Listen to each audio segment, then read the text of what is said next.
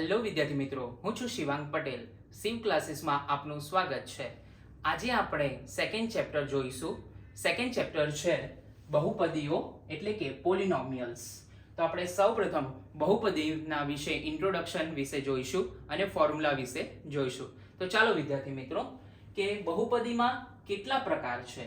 બહુપદીના અહીં આપણે 3 પ્રકાર જોવાના છે: સુરેખ બહુપદી, દ્વિઘાત બહુપદી અને ત્રિઘાત બહુપદી. તો સૌપ્રથમ સુરેખ બહુપદી કોને કહેવામાં આવે છે? એક ઘાતવાળી બહુપદીને સુરેખ બહુપદી કહે છે. કે x નો ફક્ત એક જ ઘાત હોય તેવી ઘાતવાળી બહુપદીને સુરેખ બહુપદી કહે છે. દાખલા તરીકે 2x - 3 y + √2 x + 5. જો વિદ્યાર્થી મિત્રો, અહીં x ની ઘાત કેટલી છે? 1. અહીં પણ y ની ઘાત 1 છે. અહીં પણ x ની ઘાત 1 છે. એટલે કે એ બહુપદીને શું કહેવામાં આવે છે? સુરેખ બહુપદી. હવે નેક્સ્ટ પ્રકાર છે દ્વિઘાત બહુપદી. બે ઘાતવાળી બહુપદીને દ્વિઘાત બહુપદી કહે છે. દાખલા તરીકે 2x² + 3x + 5 y² - 2 5y² - 3y + 1. જો વિદ્યાર્થી મિત્રો, અહીં દરેકમાં મહત્તમ પદ હોય છે. મહત્તમ ઘાત કેટલો છે? 2. અહીં પણ કેટલો છે? 2. અહીં પણ y નો ઘાત કેટલી છે? 2 ઘાત છે. એટલે કે જે મહત્તમ ઘાત હોય તે જોવાની રહેશે.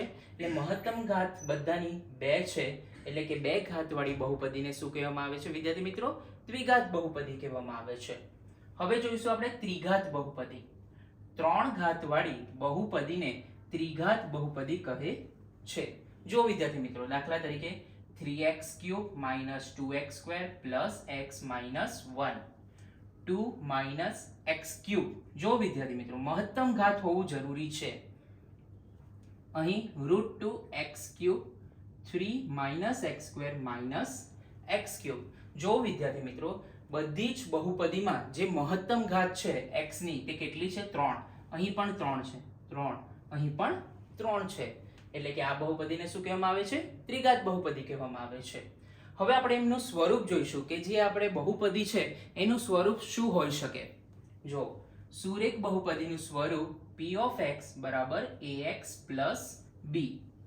દ્વિઘાત બહુપદીનું સ્વરૂપ p(x) = ax² + bx + c. ત્રિઘાત બહુપદીનું સ્વરૂપ p(x) = ax³ + bx² + cx + d. હવે આપણે બહુપદીના શૂન્યો અને સહગુણક વચ્ચેનો સંબંધ જોવાનો છે.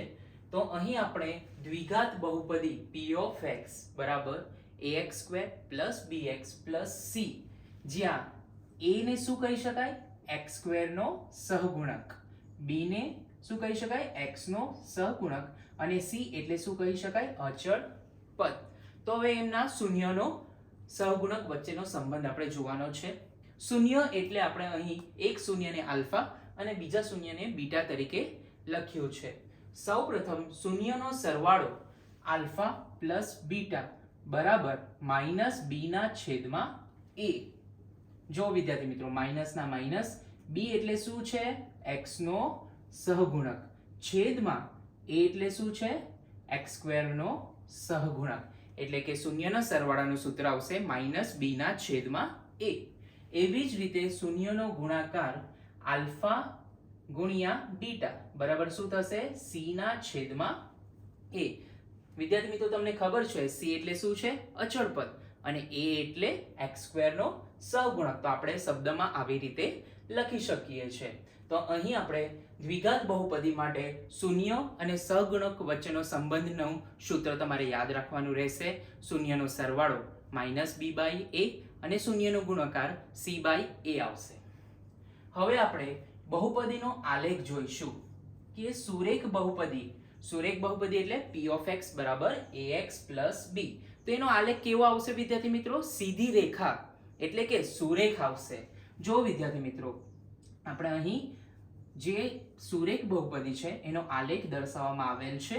તો એ કેવો આવશે? સીધી રેખા એટલે કે સુરેખ આવશે. એવી જ રીતે દ્વિઘાત બહુપદી p(x) = ax² + bx + c. માટે આલેખ કેવો આવશે? પરવલય આકાર આવશે. એટલે પરવલય ટાઈપનો આકાર એમનો રહેશે દ્વિઘાત બહુપદી માટે. એમાં પણ બે કેસીસ છે. જો એની જે x² નો સહગુણક છે એમાં જે a છે એની સંખ્યા ગ્રેટર ધેન 0 એટલે કે એ જો ધન સંખ્યા હશે તો એનો આલેખ ઉપરની તરફ ખુલ્લો પરવલય આવશે. જો વિદ્યાર્થી મિત્રો આલેખમાં દર્શાવવામાં આવેલું છે આ રીતે ઉપરની તરફ ખુલ્લો પરવલય હશે જ્યારે a ની સંખ્યા ધન હશે. એવી જ રીતે a લેસ ધેન 0 જો a ની વેલ્યુ ઋણ હશે તો કેવો આવશે? નીચેની તરફ ખુલ્લો પરવલય. તમે આલેખમાં જોઈ શકો છો નીચેની તરફ ખુલ્લો પરવલય. એટલે આપણે જોયું કે જે સુરેખ બહુપદી છે એનો આલેખ શું આવશે? સીધી રેખા એટલે કે સુરેખ આવશે. અને દ્વિઘાત બહુપદીનો આલેખ પરવલયાકાર આવશે જેમાં a ગ્રેટર ધેન 0 હશે તો ઉપરની તરફ ખુલ્લો પરવલય અને a લેસ ધેન 0 હશે એટલે કે ઋણ સંખ્યા હશે તો નીચેની તરફ ખુલ્લો પરવલય આવશે. હવે એક સ્ટેટમેન્ટ છે કે દ્વિઘાત બહુપદીને વધુમાં વધુ 2 વાસ્તવિક શૂન્ય અને ત્રિઘાત બહુપદીને વધુમાં વધુ 3 વાસ્તવિક શૂન્ય હોય છે. એનો અર્થ શું થાય વિદ્યાર્થી મિત્રો? કે દ્વિઘાત બહુપદીને વધારેમાં વધારે 2 શૂન્ય હોઈ શકે, 2 અથવા 2 થી ઓછા હોઈ શકે પરંતુ 2 થી વધારે ન હોઈ શકે.